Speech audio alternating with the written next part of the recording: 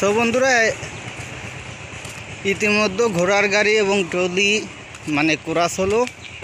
যাই হোক, এখন ঘোড়ার গাড়িটা পিজির উপরে আছে। নরম হয়ে পারলো নে, নরম হয়ে পারিছে নে।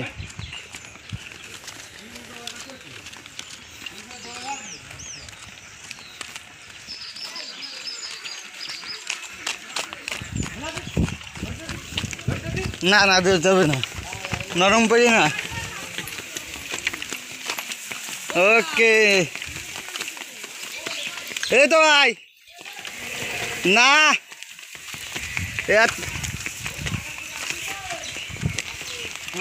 টান করো টান করো। তোমার পেটে কি বাচ্চা আছে? আছে পেটে বাচ্চা? মা ঘোড়াকে এরকম পরিশ্রমী করাচ্ছ কেন ভাই?